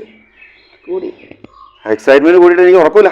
6 ദിവസം ഉറങ്ങിയില്ല. ആ ധ്യാനം കഴിഞ്ഞ് ഞങ്ങൾക്ക് പോരുമ്പോഴത്തേക്കെന്ന് പറഞ്ഞാൽ പിന്നെ ഞാനില്ല, കാണുന്നത് മുഴുവൻ ദൈവവചനമാണ്. കാണുന്നത് എന്ത് കണ്ടാലും ഇപ്പോൾ ഉണങ്ങി നിൽക്കുന്ന ഒരു മരം ഞാൻ വണ്ടിയിൽ ഇത് കാണുമ്പോൾ ഒരു തളിർക്കേണ്ടതാണല്ലോ എന്ന് പറഞ്ഞാൽ എല്ലാം പോസിറ്റീവായിട്ട് കാണാം. ഭയങ്കര എന്ത് കണ്ടാലും അതിനകത്തൊരു വചനത്തിൻ്റെ ഒരു വ്യാഖ്യാനം ഞാൻ കാണുവാണ്. അപ്പോൾ ആ സമയത്ത് ഞങ്ങൾ അവിടുന്ന് ബാംഗ്ലൂരിൽ നിന്ന് വന്ന തമിഴ് ബ്രദേഴ്സ് ഉണ്ട്, തെലുങ്ക് ആന്ധ്രാപ്രദേശിൽ നിന്നുള്ളവർ. അപ്പോൾ ഞങ്ങളെല്ലാവരും കൂടെ അവിടെ നിന്ന് തന്നെ തീരുമാനിച്ചായിരുന്നു മലയാറ്റൂർ മലയും കൂടെ കയറിയിട്ട് വരാമെന്ന്. അപ്പോൾ ഞങ്ങൾ ധ്യാനം കഴിഞ്ഞ് എല്ലാവരും കൂടെ സെൻറ്റ് തോമസ് മൗണ്ട് കയറാൻ പോയി. അപ്പോൾ പോണ വഴി ഞാനെന്ന് പറഞ്ഞാൽ 9 പേരുടെ ഊരായിരിക്കാൻ നേരം മല എന്നൊക്കെ പറഞ്ഞാൽ ചുമ്മാ നിഷ്പ്രയാസം കയറി പോവാണ്. എക്സൈറ്റ്മെൻറ്റ്. മല കയറി ഇറങ്ങി. അപ്പോൾ അവർ ബ്രദേഴ്സിന് മനസ്സിലായിട്ടുണ്ട് ജോഷി ചില്ലറ ആളല്ല ഇപ്പം. അപ്പോൾ അവർക്കൊക്കെ ഭയങ്കര അത്ഭുതം. അല്ല, മാനസികമായ പ്രശ്നമാണെന്നേരം അന്നേരം ഒന്നും അവർക്ക് തോന്നിയില്ല. അവർക്ക് എന്നോട് ആരാധനയാണ്. അതായത് ഞാൻ ധ്യാനം കൂടിയാൽ ആകെ ധ്യാനം കൂടിയത് ജോഷി മാത്രം. മര്യാദയ്ക്ക് കൂടിയത് ജോഷി മാത്രമേ ഉള്ളൂ എന്നാണ് അവർ പറയുന്നത്. അപ്പോൾ ഞാൻ അവരെല്ലാം തെളിച്ച് വീട്ടിൽ കൊണ്ടുവന്നു രാത്രി. അപ്പോൾ തെളിച്ച് വീട്ടിൽ കൊണ്ടുവന്നപ്പോഴത്തേക്കും റിഡംബ്രിസ്റ്റ് അച്ഛന്മാർ 2-3 വീട്ടിലുണ്ട്, തറവാട്ടിലാണ്. 2 അച്ഛന്മാർ വന്നിട്ടുണ്ട്. ഞങ്ങൾ ബ്രദേഴ്സ് 8 പേര് പറഞ്ഞു. വീട്ടിൽ ബിരിയാണിയൊക്കെ വെച്ച് ഭയങ്കര ആഘോഷം. അപ്പോൾ ആഘോഷത്തിൻ്റെ സമയത്ത് എല്ലാവരും ഭക്ഷണമൊക്കെ കഴിയുമ്പോൾ ഞാനിങ്ങനെ പ്രവചിച്ച് നടക്കുക. കാണുന്നത് മുഴുവൻ പ്രവചനമാണ്. എൻ്റെ കസിൻസിനെ ഓരോരുത്തരെ കണ്ടിട്ട് അവരുടെ ജീവിതം മുഴുവൻ ഞാനങ്ങ് പ്രവചിക്കുക, ചിരിച്ച്. അതൊക്കെ കുറേ എൻ്റെ മോനെ കുറേ അത്ഭുതങ്ങൾ ആ സമയത്ത് നടന്നുണ്ടോ. കുഞ്ഞേച്ചിക്ക് ആ സമയത്ത് കുഞ്ഞുങ്ങളുണ്ടായിരുന്നു, എനിക്കറിയത്തില്ല. ഏതാണ്ടൊക്കെ ഞാൻ പറഞ്ഞതെല്ലാം പിന്നെ ഭാവിയിൽ അച്ചട്ടായിട്ട് വന്നു. എന്നാൽ ആപ്പിളെ ഒരു ചേട്ടൻ അത് ധ്യാനമൊക്കെ കഴിഞ്ഞ് പിന്നെ കുറേ കാലം കഴിഞ്ഞപ്പോഴാണ് 8-9 വർഷം പിള്ളേരില്ലായിരുന്ന. ചുമ്മാ ഞാൻ ദിവസം വീട്ടിൽ ചെന്നപ്പോൾ ചേച്ചിയോട് പറഞ്ഞു 1 വർഷത്തിനുള്ളിൽ കുഞ്ഞാവുണ്ടാവുമെന്ന് പറഞ്ഞു. ഉണ്ടായി. 8-9 വർഷങ്ങൾക്ക് ശേഷം കുഞ്ഞാവുണ്ടാവും. ഇപ്പം അങ്ങനെ കുറേ അതെനിക്കറിയാം. ഇപ്പം ഞാൻ അന്ന് ചിന്തിച്ച കാര്യങ്ങൾ അല്ലെങ്കിൽ അന്ന് പ്രവചിച്ച കാര്യങ്ങൾ ഇന്ന് എല്ലാം യാഥാർത്ഥ്യമായി വന്നുകൊണ്ടിരിക്കുക. പക്ഷേ തലയ്ക്ക് വട്ട് പിടിച്ചത് വട്ടാണോന്ന് ചോദിച്ചാൽ വട്ടാണ്. It's a kind of excitement. നമുക്ക് എടുക്കാൻ വയ്യാത്തൊരു നമുക്ക് ഉൾക്കൊള്ളാൻ പറ്റാത്തിടത്തോളം ആനന്ദം. അതാണ് സംഭവിച്ചത്.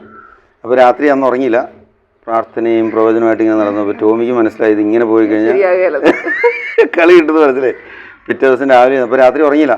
എന്നോട് പല പ്രാവശ്യം അതിനകത്ത് വേറെ ഒരു ഭയങ്കരമായൊരു എൻ്റെ മൂത്ത ചേച്ചിയാണല്ലോ സൂസന. ചേച്ചിയും ഞാനും തമ്മിലുള്ള ആത്മബന്ധം എന്ന് പറഞ്ഞാൽ അൺബിലീവബിൾ. കാരണം ഞാൻ കലൂര് പഠിക്കുമ്പോൾ ഞാൻ മൂത്ത ആങ്ങളെയാണല്ലോ. കലൂരിൽ നിന്ന് 1 കിലോമീറ്റർ നടന്ന ചേച്ചിയുടെ വീട്ടിലേക്കല്ല. എല്ലാ വെള്ളിയാഴ്ചകളിലും ഞാൻ പഠിച്ച 3 വർഷം എല്ലാ വെള്ളിയാഴ്ചകളിലും ഏറ്റവും നല്ല ഭക്ഷണം കഴിച്ചത് എൻ്റെ ചേച്ചിയുടെ വീട്ടിൽ നിന്നാണ്. കാരണം ചേച്ചി ഞാൻ ഉച്ചയ്ക്ക് ചെല്ലുമ്പോഴത്തേക്കും ഉണ്ടാക്കി വയ്ക്കാതെ മുഴുവൻ ഞാൻ ഉണ്ട് കഴിഞ്ഞിട്ട് ഇങ്ങ് തിരിച്ച് പോകുന്ന സമയത്ത് മോനെ ഇത് കൂടെ തിന്നിച്ച് പോടാന്ന് പറഞ്ഞ് ചേച്ചി തന്നുവിടും. അതുപോലെ ആത്മബന്ധം. അപ്പോൾ അമ്മച്ചിയും ചേച്ചിയാണെങ്കിലും ഞാൻ പറയില്ല, ഞങ്ങൾ 9 മക്കളാണ് ഈ അമ്മച്ചിയിലുള്ളത്. പക്ഷെ അമ്മച്ചിയും സൂസൻ ചേച്ചിയും തമ്മിലുള്ള ആത്മബന്ധം എന്ന് പറഞ്ഞാൽ അതൊരു ദൈവീകമായൊരു ബന്ധമാണ്. അപ്പോൾ ചേച്ചിക്ക് അതായത് ഞങ്ങൾ ധ്യാനം കൂടി ഇറങ്ങിക്കഴിഞ്ഞപ്പോൾ മൂത്ത ചേച്ചി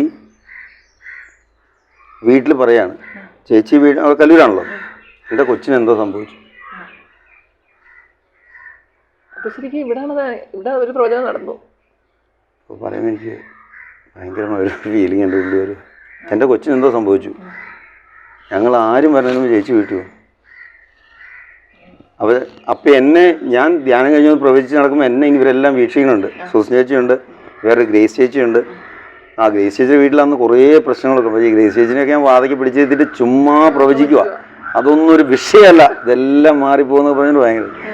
ഇന്നതെല്ലാം ഇപ്പം ചിരിക്കാൻ തോന്നുക. പക്ഷെ അന്ന് എൻ്റെ കൊച്ചിന് എന്തോ സംഭവിച്ചു എന്നൊരു ടെലപ്പതിക് ഫീലിംഗ് എൻ്റെ മൂത്ത ചേച്ചിക്കുണ്ടായി. അത് കഴിഞ്ഞ് അന്ന് രാത്രി ഞാൻ ഉറങ്ങിയില്ല. അപ്പോൾ പിറ്റേ ദിവസം ഞങ്ങൾ ഇവിടെ നിന്ന് നേരെ ചെമ്മാച്ചന്മാരും അച്ഛന്മാരെല്ലാം കൂടെ ഭയങ്കര ഹോസ്പിറ്റലിൽ പോയിട്ട് അവിടെ കുർബാന ചൊല്ലിയിട്ട് പള്ളിയിലേക്ക് ഞങ്ങൾ എല്ലാവരും കൂടെ നടന്നു പോയി. അവിടെ പോയി വിചാരിച്ചതിനെയും കൊച്ചിനെയും കണ്ടിട്ട് തിരിച്ച് ഞാൻ വീട്ടിൽ വരുവാണ്. അപ്പോൾ തിരിച്ച് ഞാൻ വീട്ടിൽ വരുമ്പോൾ അപ്പോൾ പോണ വഴി മുഴുവൻ ഞാൻ എക്സൈറ്റഡാണ്. എന്നാൽ വേറെ ആർക്കൊന്നും ഫീൽ ചെയ്യണമൊന്നുമില്ല, മനസ്സിലായിട്ടൊന്നുമില്ല. പക്ഷേ ടോമിക്ക് കൃത്യമായിട്ട് അറിയാം. പിന്നെ ബാക്കിയുള്ളവർ ഞാൻ ഉറങ്ങിയിട്ടില്ല എന്നും അറിയാം. അപ്പോൾ റോബർട്ട് എന്ന് പറഞ്ഞൊരു ബ്രദറുണ്ടാണ്, തമിഴ്നാട്ടുകാരൻ. പുള്ളി മലയാളിയാണ്, പക്ഷേ born and brought up in Tamil Nadu. അപ്പോൾ കരിമണ്ണൂർ അവൻ്റെ പെങ്ങൾ താമസിക്കുന്നുണ്ട്.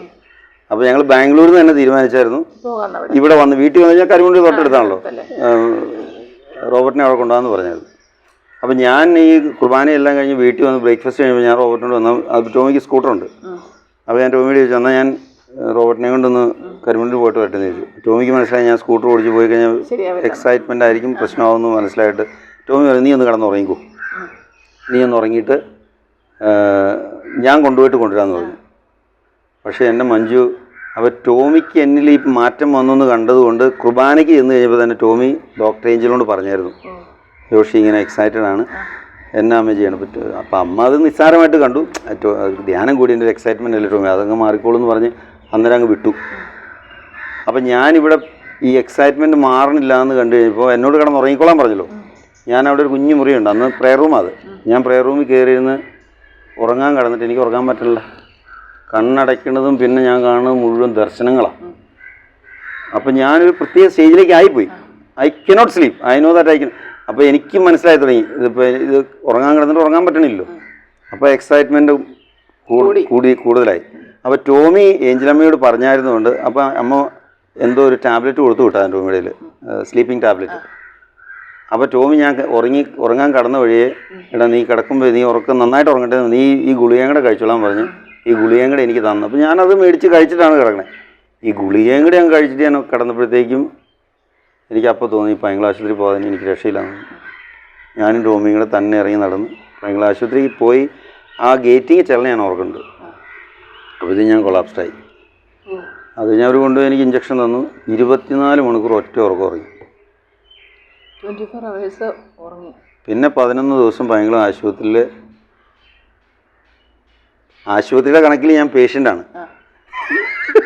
പക്ഷേ എന്നെ സംബന്ധിച്ച് ഞാൻ നോക്കുമ്പോൾ എൻ്റെ കർത്താവ് എന്നെ സ്നേഹിക്കുകയും അവിടുത്തെ സ്നേഹം ഞാൻ അനുഭവിച്ചറിയുകയും ചെയ്ത ഒരു അനുഭവമാണ്. It's an experience in life. പക്ഷേ പിന്നെ 11 ദിവസം അപ്പോൾ പൈങ്കൾ ആശുപത്രിയിലെ തൊട്ടടുത്തല്ലേ, അതുകൊണ്ട് പ്രശ്നമൊന്നുമില്ലല്ലോ. അപ്പോൾ ഏഞ്ചലമ്മ പറഞ്ഞു ഇനിയിപ്പോൾ വേറെ ആരെയും അറിയിക്കേണ്ട, അപ്പോൾ ജോഷി ഇവിടെ അഡ്മിറ്റ് ആണെന്ന് നാട്ടുകാർ അറിയണ്ട എന്നുള്ള രീതിയിൽ എന്നെ വളരെ എന്നാ പറയുന്നത്, ഒരു അമ്മ കുഞ്ഞിനെ കരുതുന്ന പോലെ എന്നെ 11 ദിവസം അവിടെ കരുതി, ആരും അറിയാതെ. അപ്പോൾ എൻ്റെ പ്രൊവിൻഷ്യൽ അച്ഛൻ വന്നു, കേരളത്തിൽ അന്ന് പ്രൊവിൻഷ്യൽ റീജിയണൽ സുപ്പീരിയറാണ്. അച്ഛനെ എന്നെ വന്ന് കണ്ടു, ബാക്കി അച്ഛന്മാരൊക്കെ എന്നെ പൈങ്കളത്ത് വന്ന് കണ്ടു. അപ്പോൾ ഞാൻ ഈ ഉറങ്ങി എഴുന്നേറ്റ് കഴിഞ്ഞപ്പോൾ I M A normal man. As excitement എല്ലാം മാറിയല്ലോ. പക്ഷേ പേരായി. പൈങ്കള ഹോസ്പിറ്റലിൽ അഡ്മിറ്റ് ചെയ്ത മനോരോഗി എന്നൊന്നും പറയണ്ട, but this A second episode. അത് കഴിഞ്ഞ് ഞാൻ പറയാം. അപ്പോൾ പിന്നെ എനിക്കിനി സൈക്കോളജിക്കൽ പ്രോബ്ലം എന്തെങ്കിലും ഉണ്ടോ എന്ന് അറിയാനായിട്ട് അസസ്മെൻറ്റ് നടത്തുവാണ്. അപ്പോൾ doctor Mathew, he's A psychologist, വളരെ ഫേമസ് ആണ്, വളരെ ഫേമസ് ആയിട്ടുള്ള സൈക്കോളജിസ്റ്റാണ്. അപ്പോൾ അദ്ദേഹം എനിക്കൊരു കുറേ ടെസ്റ്റുകൾ നടത്തി. അത് ടെസ്റ്റുകൾ എന്നാന്നിട്ട് എനിക്ക് ഞാനിപ്പോൾ ഓർക്കണില്ല, പക്ഷേ കുറേ 10-12 ടെസ്റ്റുകൾ നടത്തി. എല്ലാത്തിനും പുള്ളി വളരെ പോസിറ്റീവായിട്ടുള്ള റിസൾട്ടും തന്നു. That I don't have any psychological problem. ആ ലെറ്റേഴ്സൊക്കെ ഇപ്പോൾ എവിടെയെങ്കിലും എൻ്റെ ഫയലുണ്ടെന്ന് എനിക്കാണ്. ഡോക്ടർ ഏഞ്ചലോ അവസാനം സെമിനാറിലേക്കൊരു that absolutely there is no psychic problem, it's an excitement from the retreat that he attended. അങ്ങനെയൊക്കെ പറഞ്ഞ് വളരെ പോസിറ്റീവായിട്ടുള്ളൊരു റിസൾട്ട് അല്ലെങ്കിൽ റിപ്പോർട്ടാണ് എനിക്ക് ബാംഗ്ലൂർ തന്നു വിട്ടത്. അപ്പോൾ ഞാൻ അന്നേരം ഒന്നും, അപ്പോൾ എനിക്കും അതിനകത്തൊരു ഫീലിംഗ് ഇല്ല. അപ്പോൾ ഞാൻ ഈ റിപ്പോർട്ടൊക്കെ ആയിട്ട് ഞാൻ എൻ്റെ ഫൈനൽ പ്രൊഫഷൻ പോവുകയാണ്. അവിടെ ചെന്ന് കഴിഞ്ഞപ്പോഴത്തേക്കും അപ്പോൾ ഞാൻ ഈ എപ്പിസോഡ് ഇവിടെ നടന്നുകൊണ്ട് തന്നെ അവർ നേരത്തെ തന്നെ ഒരു തീരുമാനം എടുത്തു. That I should discontinue. കാരണം എനിക്ക് റീജൻസിയുടെ സമയത്ത് ഒരു ഡിപ്രഷൻ ഉണ്ടായല്ലോ. അവിടെ ഒരു ഡിപ്രഷൻ ഉണ്ടായി, ഇവിടെ ഒരു എക്സൈറ്റ്മെൻറ്റ് ഉണ്ടായി. പ്രീസ്റ്റ്ലി ലൈഫ് എന്ന് പറഞ്ഞാൽ എന്നാ പറയുക, അത്രമാത്രം ഇൻറ്റഗ്രിറ്റി ഉള്ളൊരു ആൾക്ക് മാത്രമേ പ്രീസ്റ്റ് ആകാനായിട്ട് പറ്റുള്ളൂ. അപ്പോൾ അച്ഛന്മാർ അങ്ങനെ ഒരു തീരുമാനം എടുത്തതിനകത്ത് അന്ന് ഞാൻ 8 ദിവസം കരഞ്ഞു മഞ്ജു. 8 ദിവസം കരഞ്ഞു. അതായത് ജൂൺ 20 മുതൽ ജൂൺ മാസം 28 വരെ ഞാൻ കരഞ്ഞു. 8 ദിവസം. ജൂൺ മാസം 27 രാത്രിയിലാണ് ഞാൻ അവിടെ നിന്ന് പോരുന്നത്. 28 ഞാൻ ഇവിടെ പോരുന്നത് 1995. അപ്പോൾ ഈ 8 ദിവസം കരഞ്ഞു എന്ന് പറയുമ്പോൾ കരയാനുണ്ടായ മെയിൻ കാരണം വെച്ചാൽ എൻ്റെ ആത്മാവിൻ്റെ ആഴങ്ങളിലുള്ള അദമ്യമായ ആഗ്രഹം തീരുവാണ്. അപ്പോൾ ഞാൻ ഫൈനൽ പ്രൊഫഷൻ ആണെന്ന് പറഞ്ഞുകൊണ്ടാണ് ബാംഗ്ലൂർക്ക് പോകുന്നത്. But they had already taken a decision that I will not be selected for final profession. അപ്പോൾ എനിക്ക് തിയോളജി 1 വർഷം കൂടെ പഠിച്ചാൽ മതി. അങ്ങനെ അവിടുന്ന് ഇപ്പോൾ ഫാദർ ജോസെയാണ് ഞങ്ങളുടെ പ്രൊവിൻഷ്യൽ. അപ്പോൾ അന്ന് ഞാൻ പറഞ്ഞില്ല, ആ കോൺഫ്ലിക്റ്റ് ഉണ്ടായ സമയത്ത് സത്യം പറഞ്ഞാൽ ജോസയോടൊക്കെ ഞാൻ വളരെ എന്നാ പറയുന്നത്, ഒരു ചെമ്മാച്ചനല്ലേ, ഒരു ബ്രദർ ഇടപെടേണ്ട രീതിയിലല്ല ഞാൻ ഇടപെട്ടു. പ്രൊവിൻഷ്യലാണെന്നും ഞാൻ പറഞ്ഞില്ല, എൻ്റെ സിൻസിയറിറ്റിയാണത്. അന്നുണ്ടായിരുന്ന പ്രശ്നങ്ങളോടൊക്കെ ഞാൻ പ്രതികരിച്ചു. അപ്പോൾ അങ്ങനെ ജോസയാണ് ഇതിനകത്ത് ഫൈനൽ തീരുമാനം എടുക്കുന്നത്. എനിക്ക് വേണേൽ അന്ന് ഫാദർ മൈക്കിളാണ് റീജിയണൽ സുപ്പീരിയർ. അദ്ദേഹവും ഒരു എനിക്കെതിരായിട്ടൊരു തീരുമാനമൊന്നും അവിടെ പറഞ്ഞൊന്നും എനിക്ക്. അത് കഴിഞ്ഞ് പിന്നെ ജോർജ് അരീക്കൻ, അങ്ങനെ ഒരു അച്ഛനായിരുന്നു റീജിയണൽ സുപ്പീരിയർ എന്ന് എനിക്ക് തോന്നുന്നു.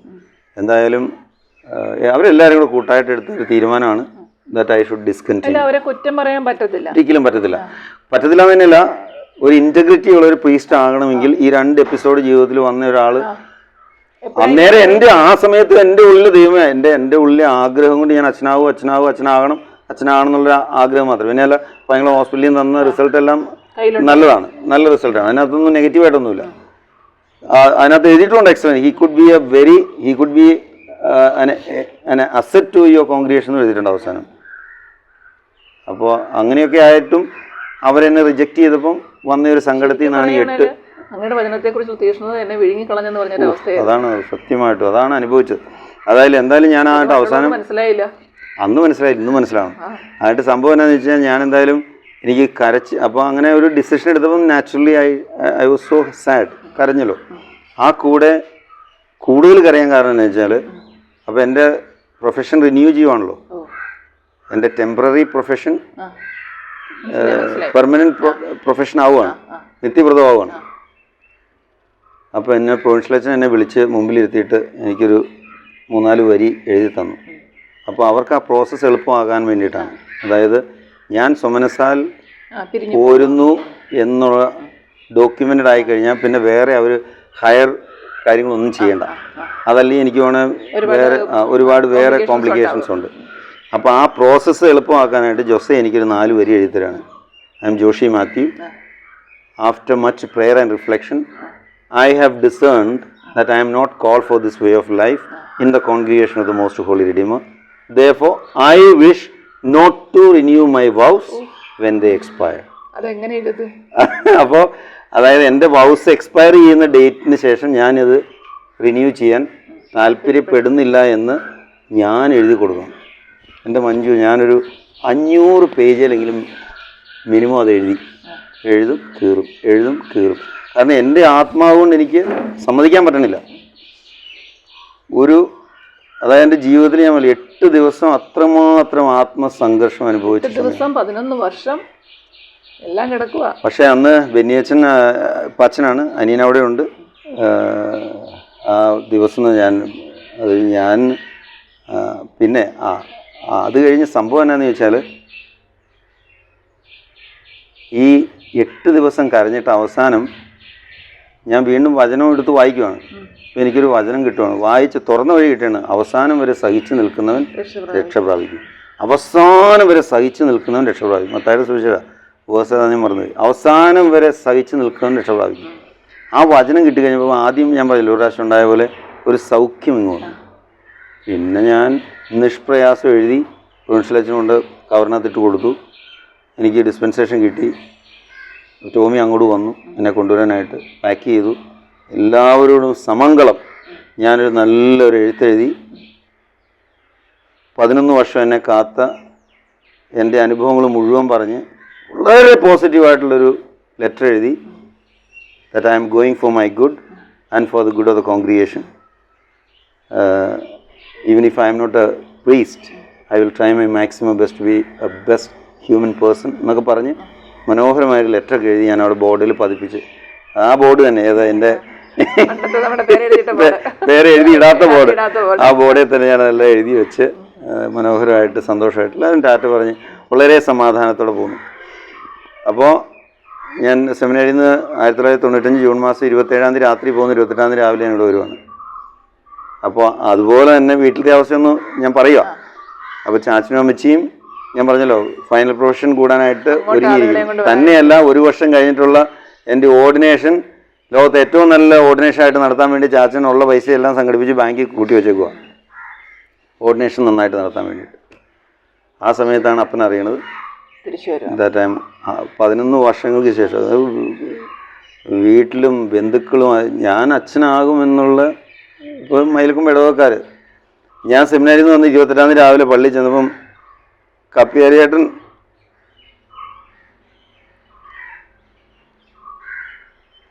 ഇനിയിപ്പോൾ അത് അതിനെക്കുറിച്ചല്ല, പാവം മരിച്ചുപോയി. അല്ലല്ല, ഞാൻ ആ സ്നേഹം ഓർക്കുമ്പോൾ എനിക്ക് കരച്ചു. അല്ല, എൻ്റെ സങ്കടമല്ല ഇത്, ഈ മനുഷ്യരുടെ സ്നേഹം ഓർത്ത് ഞാൻ അപ്പം ഞാൻ കരയും. കപ്പിയാരേട്ടൻ എന്നെ കെട്ടിപ്പിടിച്ചിട്ട് വിടില്ല. എടാ മോനെ നിനക്കിത് പറ്റിപ്പോയല്ലോ, ഇതായിരുന്നു പാവത്തിൻ്റെ കരച്ചിൽ. 40 വർഷം പള്ളിയിൽ സേവനം അനുഷ്ഠിച്ച പാവം മനുഷ്യനാണ് പൈസയായിട്ട്. അപ്പം അങ്ങനെ എല്ലാവർക്കും സങ്കടം. തലേദിവസം ചാച്ചൻ പള്ളിയിൽ ബോധം കെട്ടി വീണു, അമ്മച്ചി വെല്ലുവായിൽ കരഞ്ഞു കുർബാനയുടെ നേരം. വലിയ പ്രതീക്ഷ നശിക്കുമ്പോൾ നമുക്ക് അങ്ങനെ ഉണ്ടാകുമെങ്കിലും വലിയ പക്ഷേ പോകുന്നത് എൻ്റെ അപ്പനോടും അമ്മയോടുള്ള ബഹുമാനം, എൻ്റെ അപ്പനോടും അമ്മയോടുള്ള സ്നേഹം കുറ്റപ്പെടുത്താതെ അവർ സ്വീകരിച്ചല്ലോ ചോദിച്ചേട്ടാ. കേട്ടോ, ഞാൻ പറയാം, അതാ ഞാൻ പറഞ്ഞില്ലേ. അതായത് 11 വർഷങ്ങൾക്ക് ശേഷം ഒന്നുമില്ലാത്തവനായിട്ട് ഞാൻ തിരിച്ചു വന്നപ്പോൾ, അപ്പോൾ മഞ്ജു ആ 8 ദിവസം എന്ന് പറഞ്ഞാൽ ഞാൻ പറഞ്ഞില്ലേ കണ്ണുനീര് ഒഴുകി ഒഴുകി ഒഴുകി ചാനൽ വന്നു. പക്ഷേ എല്ലാ കണ്ണുനീരിൻ്റെ സമയത്തും തമ്പുരാൻ്റെ കരുതലും സ്നേഹവും വാത്സല്യവും നമ്മുടെ കൂടെ ഉണ്ടെന്നുള്ളതിന് തെളിവ് ഞാൻ പറഞ്ഞില്ലേ. ഇപ്പോൾ അവിടെ നിന്ന് കാൽവരിയിലേക്ക് കുരിശി വന്നപ്പോൾ വേറൊനിക്കാ വന്ന് കണ്ണു തുടയ്ക്കാനും അല്ലെങ്കിൽ ശിമയോൻ വന്നൊന്ന് സഹായിക്കാനും. അപ്പോൾ കാൽവരി യാത്രയിൽ ഈ സ്നേഹത്തിൻ്റെ തത്വശാസ്ത്രം നമ്മളിൽ പൂവണിയുന്ന അനുഭവം അത്. ഇപ്പം എൻ്റെ ഷൈനിയെക്കുറിച്ച് എനിക്ക് പറയാതിരിക്കാൻ പറ്റത്തില്ല. ഷൈനി ഓടക്കിലെ തന്നെ എൻ്റെ ഒച്ചേട്ടൻ്റെ മോളാണ്, വാഴത്തോപ്പിലെ ഷൈനി. അപ്പോൾ സെയിൻറ്റ് ആൻസിലെ സത്യം പറഞ്ഞാൽ ഞാൻ സെമിനാറിലായിരിക്കുന്ന സന്തോഷം കൊണ്ട് കോൺവെൻറ്റിൽ ചേർന്നൊരു കന്യാസ്ത്രീ കുഞ്ഞാണ്. ഇപ്പോൾ സ്കൂളിൽ പ്രിൻസിപ്പളാണ്. ഷൈനി അന്ന് പരിപാലനയാണ്. ഞാൻ ഈ പങ്കപ്പാട് കടന്നു പോകുമ്പോൾ ദൈവപരിപാലനയുടെ ഭാഗമായിട്ടാണ് ഷൈനിയും ബാംഗ്ലൂരുണ്ട്. ഈ 8 ദിവസവും എൻ്റെ കൂടെ ഇരുന്ന് എൻ്റെ കണ്ണു തുറച്ചാ കൊച്ച അതുപോലെ വാത്സല്യം. കാരണം ഷൈനി ഞാൻ അച്ഛനാവില്ല എന്ന് കണ്ടു കഴിഞ്ഞാൽ എന്നെക്കാളും സങ്കടം ഷൈനിക്കാം. അതുപോലൊരു ആത്മബന്ധമായിരുന്നു ഞങ്ങൾക്ക്. അപ്പോൾ ഷൈനി സിസ്റ്ററാകും പഠിക്കുന്നു, ഞാൻ അച്ഛനാകും പഠിക്കുന്നു. അപ്പോൾ ആ ആത്മബന്ധം അതിൻ്റെ പൂർണ്ണതയിൽ ഞാൻ പറഞ്ഞില്ലേ ശരിക്കും നടന്നു കയറിയത് കാൽവരിയാണ്. പ്രത്യേകിച്ച് ഞാൻ സ്വമനസാലി എഴുതി കൊടുക്കുന്നതായിട്ടും കൂടെ വരണം എന്ന് പറയുമ്പോഴത്തേക്കും ഐ വാസ് ടോട്ടലി ബ്രോക്കൺ. ആ സമയത്ത് എൻ്റെ കൂടെ ഇരുന്ന് എന്നെ ആശ്വസിപ്പിച്ചും സ്നേഹിച്ചും എനിക്ക് വേണ്ടി പ്രാർത്ഥിച്ചു എൻ്റെ കണ്ണീരൊപ്പി തന്നു. ഇത്രമാത്രം വാത്സല്യം നിന്ന പാവം ഷൈനി. ഷീസ് ഓൾറെഡി ഇപ്പോൾ സെയിൻറ്റ് ആൻസിൽ സ്കൂളിൻ്റെ പ്രിൻസിപ്പളായിട്ട് സേവനം ചെയ്യുകയാണ്. അപ്പോൾ ഞാൻ പറഞ്ഞു തന്നെ ഏത് വീഴ്ചയുടെ സമയത്തും തമ്പുരാൻ തന്നെ നമ്മളെ കരുതാൻ. സമയത്ത് ഒരു അച്ഛനുണ്ടായിരുന്നല്ലോ, അതെ, അന്നേരം സക്രിയാസച്ചനും മഞ്ഞക്കുന്നിലച്ഛനും. ഇപ്പം ഇതിൻ്റെ സമയത്ത് ഇതൊരു എക്സൈറ്റ്മെൻറ്റ് കഴിഞ്ഞ് പോകുന്ന സമയങ്ങളിൽ ആ ഒരു കുറച്ച് സമയത്തേക്കുണ്ടായ ദുഃഖത്തിൻ്റെ സമയത്ത് തഴുകാനും തലോടാനും സ്നേഹിക്കാനും അത്ര വാത്സല്യത്തോടെ കൂടെ നിൽക്കാനും ഷൈനി ഉണ്ടായിരുന്നു. പിന്നെ ബെന്നി എന്നാന്ന് വെച്ചാൽ ബെന്നിയച്ഛൻ ആ സമയത്ത് അവിടെ ഇല്ല. ബെന്നിയച്ഛൻ ഞാൻ സെമിനാരിയിൽ നിന്ന് പോകുന്ന അവിടെ പൊളിച്ചു, അതുപോലെ കരഞ്ഞു. അത് പിന്നീട് ഞാൻ അറിയണേ. He couldn't control, he just burst out with sadness. അപ്പോൾ കണ്ടിട്ടായിരിക്കും അനിയൻ ഉറപ്പായിട്ടും ഞാൻ സെമിനാരിൽ പോയതുകൊണ്ട് തന്നെയാണ് ബെന്നിച്ചനും റിഡംബ്രസിൽ തന്നെ ചേർന്നത്. അപ്പോൾ ആ ഒരു ഈ ആത്മബന്ധങ്ങളെല്ലാം അത്രമാത്രം എന്നെ ആ സമയത്ത് സഹായിച്ചു എന്ന് ഞാൻ പറഞ്ഞു. ഇപ്പോൾ എനിക്കാണെങ്കിലും ഇമോഷൻ വരുന്നത് സങ്കടം കൊണ്ടുള്ള ഇമോഷൻ അല്ല. It's not pain at all, it's a healed pain. ഉണങ്ങിയ മുറിവുകളാണ് ഇതെല്ലാം. അതെല്ലാം സ്നേഹം കൊണ്ട് തലോടി ഉണക്കിയ മുറിവുകളാണ്. അതെല്ലാം എനിക്ക് അഭിഷേകമായിട്ട് മാറിയതാണ്. എൻ്റെ മുഴുവൻ സങ്കടങ്ങളും എനിക്ക് അനുഗ്രഹമായതാണ്. അല്ല എനിക്കൊന്നും ഞാൻ കടന്നു പോയത് മുഴുവൻ ഭീകരമാണല്ലോ എന്നില്ല. അങ്ങനെയൊന്നും ഭീകരം ഞാൻ അനുഭവിച്ചിട്ടില്ല. കാരണം നിങ്ങളുടെ ശക്തിക്ക് അതീതമായ ഒരു പ്രലോഭനവും ഞാൻ നിങ്ങൾക്ക് തരികയില്ല. അഥവാ പ്രലോഭനങ്ങൾ ഉണ്ടായാൽ തന്നെ അവയെ അതിജീവിക്കാനുള്ള ശക്തി ഞാൻ നിങ്ങൾക്ക് തരും. വചനം അത് അന്വർത്ഥമായതാണ് ജീവിതത്തിൽ. അപ്പോൾ ഒരു വേദനയും വേദനയല്ല, ഒരു മുറിവും മുറിവല്ല. അതെല്ലാം തലോടലിലൂടെ സ്നേഹത്തിൻ്റെ അഭിഷേകത്തിലൂടെ സൗഖ്യപ്പെടുത്തിയ. ഇപ്പോൾ ഈ ഗദ്ഗതം വരണത് ഞാൻ പറഞ്ഞു വരണത് സങ്കടമല്ല, സ്നേഹമാണ്. ഇപ്പം ഞാൻ പറഞ്ഞില്ലേ 30 വർഷമാകുമ്പോൾ 1995 ജൂൺ മാസം 28-ാം തീയതി ഞാൻ വീട്ടിൽ വന്നു. 2025 ജൂൺ മാസം ആകുമ്പോൾ 30 വർഷമാവുക. ഈ 30 വർഷം ഇന്ന് ഞാൻ ജീവിച്ച ജീവിതത്തിന് എന്നെ പരിപൂർണതയുള്ള എന്നാ പറയാ, ഈ 30 വർഷം ഞാൻ ഈ 30 വർഷം ഞാൻ ജീവിച്ച ജീവിതത്തിലേക്ക് എന്നെ പരുവപ്പെടുത്തിയത് എൻ്റെ ഈ അനുഭവങ്ങളാണ്.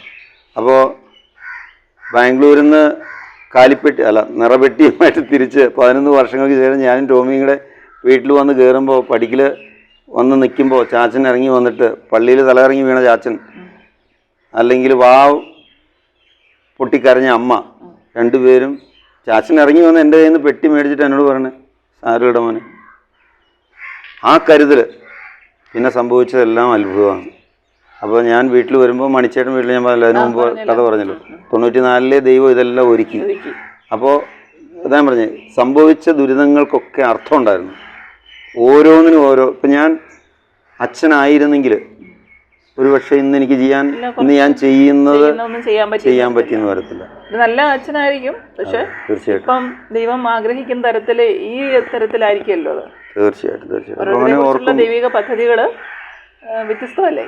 തീർച്ചയായിട്ടും എന്താ പറയുക, കൂപ്പുകരങ്ങളോടെ ദൈവത്തിന് നന്ദി പറയാൻ മാത്രമേ ഉള്ളൂ. ഇത്രയും നേരം നമ്മൾ സംസാരിച്ചു, വൈകാരികമായ പല മുഹൂർത്തങ്ങളെയും നമ്മൾ കണ്ടു ജീവിതത്തിൻ്റെ. പക്ഷെ ഇപ്പം തിരിഞ്ഞു നോക്കുമ്പോൾ അന്ന് അച്ഛനാവാത്തതിൽ എന്തെങ്കിലും ഒരു നഷ്ടബോധം തോന്നുന്നുണ്ടോ ചോദിച്ചേട്ടന്? നഷ്ടബോധം എന്നൊരു വാക്കേ നമ്മളവിടെ ഉപയോഗിക്കരുത് മോളെ. കാരണം ഇത് ദൈവത്തിൻ്റെ പരിപാലനയുടെയും അവിടുത്തെ അനന്തമായ പദ്ധതിയുടെയും ഭാഗമായിരുന്നു. അതുകൊണ്ട് അതിനകത്ത് നമുക്കിനി നഷ്ടമില്ല. ഇപ്പം ഞാൻ വൈദികനായിട്ട് ആൾക്കാരിൽ ചോദിച്ചത് എപ്പോഴെങ്കിലും അച്ഛനായ മതിയായിരുന്നു. അത് ഞാൻ പറയാം, ഒരു കാര്യം പറയാം. അതായത് ഈ വൈദികനായിട്ട് അൾത്താരയിൽ നിന്നൊരു ബലി അർപ്പിക്കുക എന്നതിനേക്കാൾ ബലിയെ ഒട്ടും കുറച്ചിട്ടല്ല. ഇന്ന് ഞാൻ ഈ ശുശ്രൂഷ ചെയ്യുന്നുണ്ടെങ്കിൽ ഞാൻ നിത്യവും തമ്പുരാൻ്റെ ആൾത്താരെ പോയി എന്നെ സമർപ്പിച്ച് പ്രാർത്ഥിച്ച് ബലി അർപ്പിക്കുന്നതുകൊണ്ടാണ്.